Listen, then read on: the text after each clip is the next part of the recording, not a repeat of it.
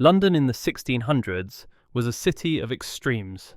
Home to nearly 500,000 people by century's end, it was Europe's fastest growing metropolis, a place where royal power, global commerce and daily survival collided in streets that had barely changed since medieval times. In this video, I use modern eye tools to bring historic paintings and engravings to life, allowing us to shift perspective, change camera angles, and move through the same scenes in ways their original artists never could. First, I want to talk about Old London Bridge. By the 1600s, Old London Bridge was far more than a river crossing. It was a densely built street suspended above the Thames, linking the City of London to Southwark. Houses, shops, warehouses, and chapels lined the bridge so completely that from a distance it appeared less like a bridge and more like a continuous neighbourhood spanning the water. The bridge rested on 19 narrow stone arches supported by massive piers. These constricted the tidal flow of the Thames beneath them, creating powerful currents that made navigation extremely dangerous. River traffic attempting to pass through the arches faced strong surges of water, and accidents were common. Boatmen called it shooting the bridge, and many passengers chose to disembark and walk rather than risk it. The buildings on the bridge rose several stories high, often projecting outward over the roadway, and residents lived above the constant movement of carts, horses and pedestrians below. Fire was a constant threat. Congestion was unavoidable. And yet people continued to live and work here for generations. Crossing Old London Bridge meant passing not only through a commercial artery, but beneath visible reminders of authority. At the southern gatehouse, severed heads of executed traitors were displayed on pikes, rotting in the open air as warnings to anyone entering the city. Below, the Thames functioned as London's primary highway. Barges, ferries, merchant vessels and smaller rivercraft crowded the water, carrying grain, timber, coal, cloth and imported goods. The river connected London to England's interior, to Europe, and to the wider Atlantic world, making the bridge a point where local life and global trade intersected. In severe winters, the restricted flow beneath the bridge's arches could contribute to the river freezing. During these rare periods, the Thames briefly transformed, with people walking and gathering on the ice below the bridge, a striking contrast to the danger the river usually presented. By the mid-18th century, the bridge had deteriorated so badly that officials decided to clear and remodel it. Between 1756 and 1762, the buildings that had crowded Old London Bridge for centuries were gradually demolished. Although paintings from that era depict its final years, they show a crossing that had already shaped London for more than 500 years. Remarkably, this is a site you can still visit today, though the medieval bridge itself was replaced in 1831.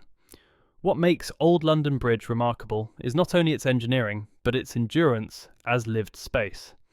It functioned simultaneously as infrastructure, marketplace, neighbourhood and symbol.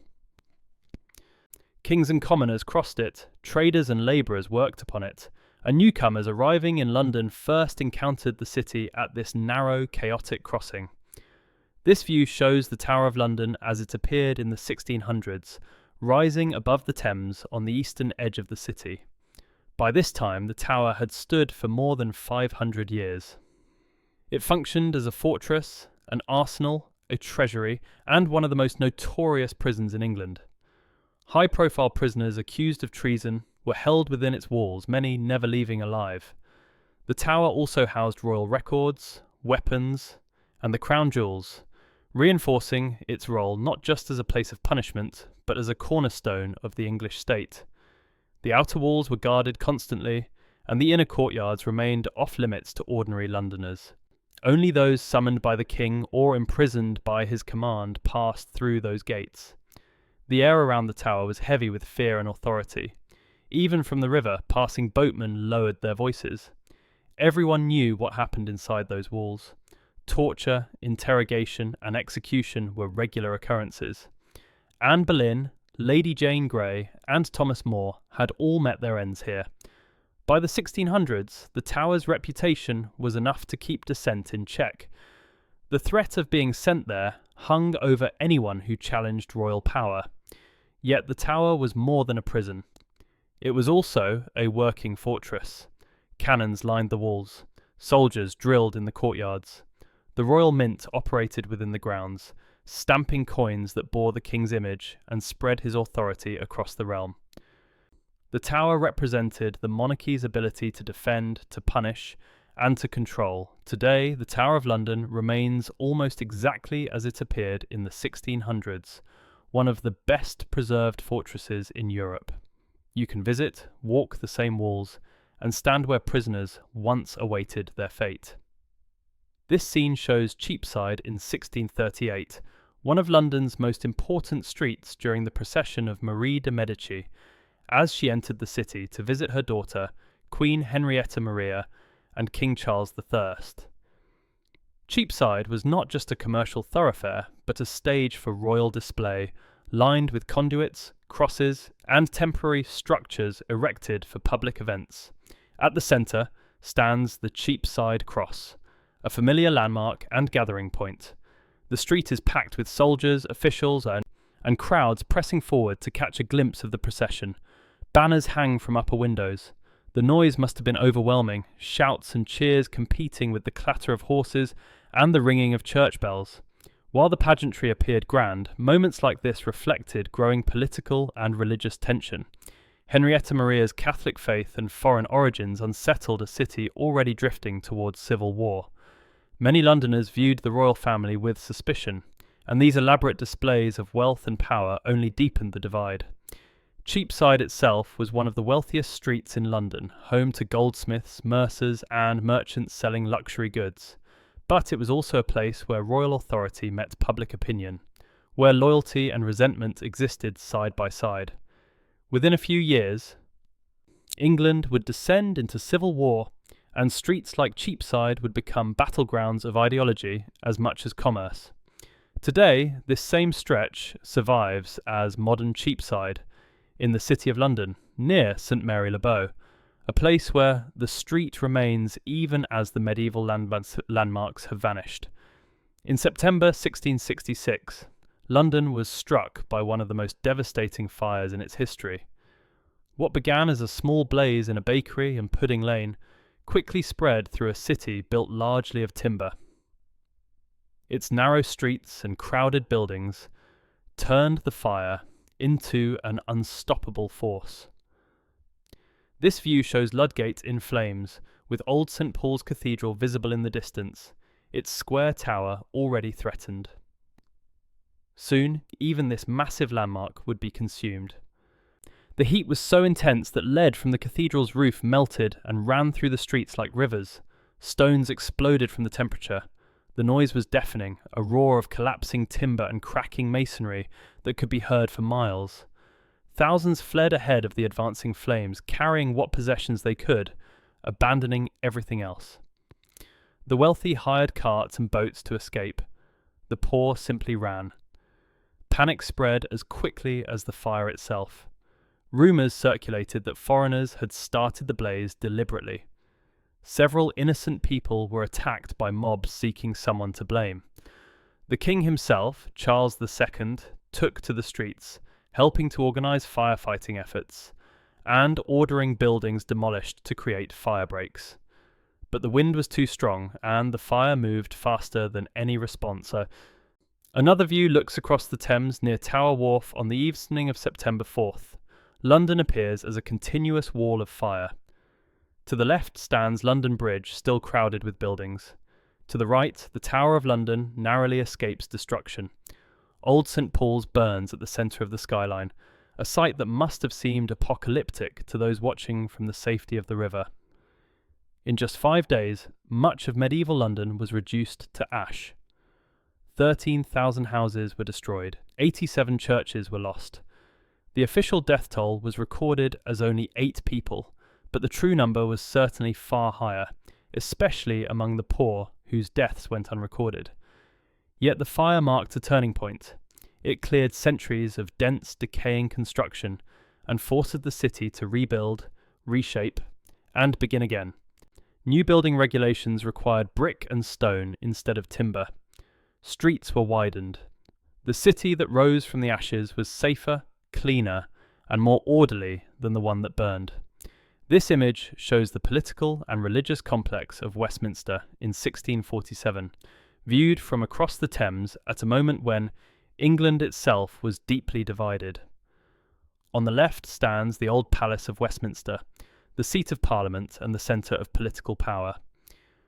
By the mid-1600s, it had become the focal point of growing conflict between the monarchy and Parliament, especially during the years of the English Civil War.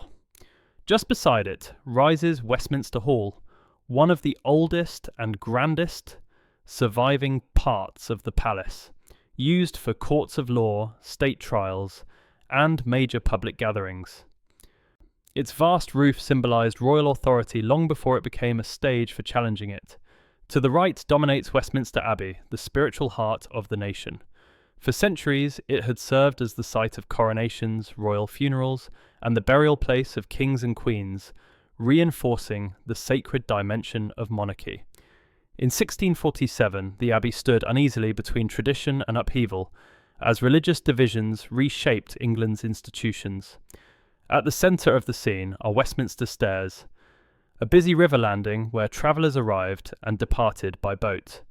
In an age before bridges and paved roads dominated travel, the Thames functioned as London's main artery, carrying politicians, clergy, messengers, and citizens directly to the doorstep of power. This was where decisions were made that would determine England's future.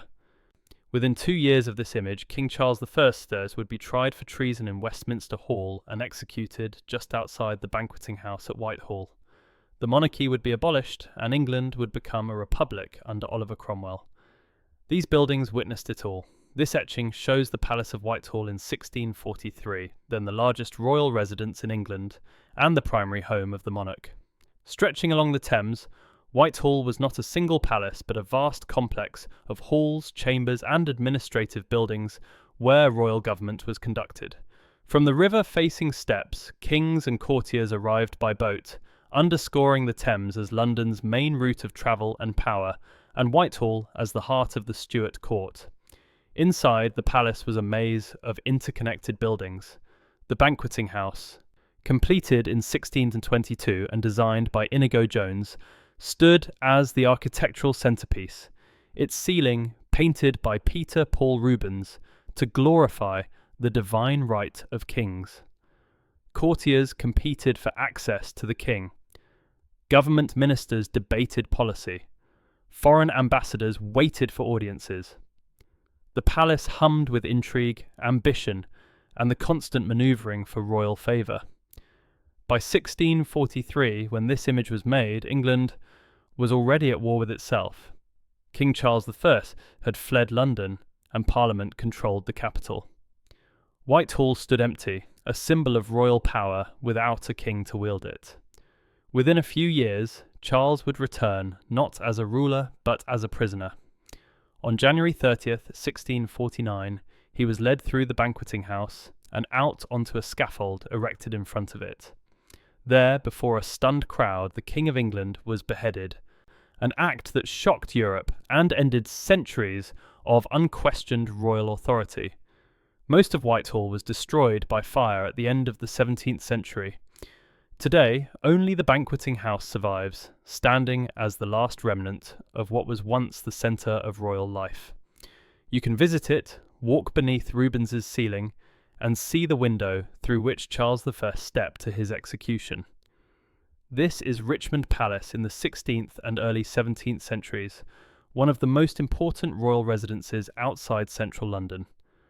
Originally rebuilt by Henry VII on the site of a former medieval manor, Richmond became a favoured retreat for Tudor and early Stuart monarchs, offering cleaner air and space away from the crowded city. The palace stood beside the Thames, surrounded by gardens and parkland. Its towers and courtyards reflected the wealth and ambition of the Tudor dynasty. It was here that Elizabeth I spent her final days, dying at the palace in 1603, marking the end of the Tudor line and the beginning of the Stuart era.